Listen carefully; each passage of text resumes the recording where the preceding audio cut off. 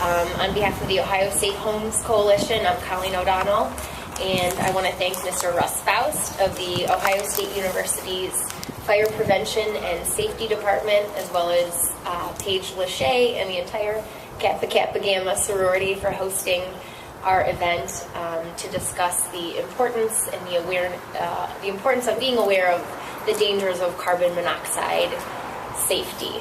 So we have a great group of speakers to share information for you today. We have Chief Deputy Leaning of the Ohio State Fire Marshal's Office. We have Assistant Chief Walton from the Columbus Fire Department.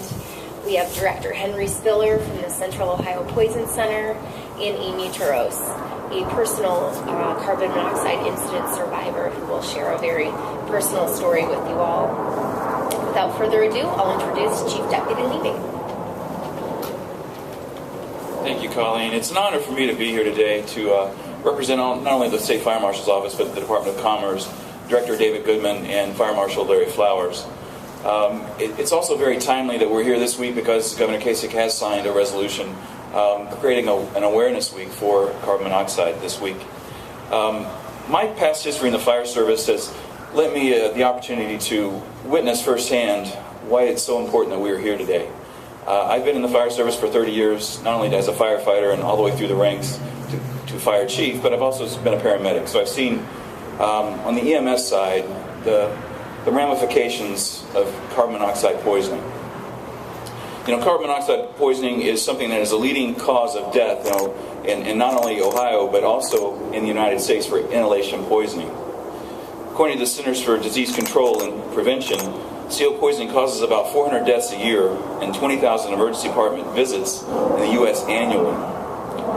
And because of the increased use of heating appliances during cold weather, which we've now entered, we're heading into peak CO poisoning time. Since September, Ohio media has reported 15 accidental poisonings, 5 of which were fatal.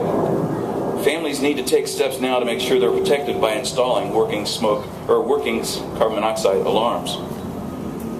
As I indicated earlier, my background does lead me to witness firsthand. I've had the unfortunate opportunity, if you will, to witness tragedy in human life from many different aspects.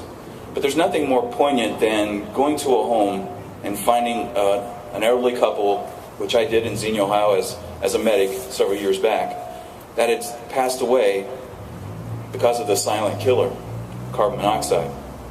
And as we're taking our deep breath here outside today, we don't have a worry. We have 21% oxygen, and there's not a worry in the world about our breathing outside. But you go inside a structure where there are heating appliances or fossil fuel burning appliances, there's exhaust gases, and those exhaust gases need to get outside. And as we close up our homes to heat them, it also allows for the buildup of carbon monoxide. If there's a faulty flue, a clogged vent, carbon monoxide will seep into the home and not be able to escape and build up to a level where it's harmful, all the while we're not knowing.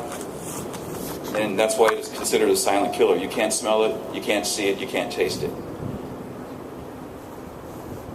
I think that there's only one way that we can protect Ohioans is that every home, no matter whether it has fuel-burning appliances or not, if it has a garage that's attached, we should have carbon monoxide detectors in our homes.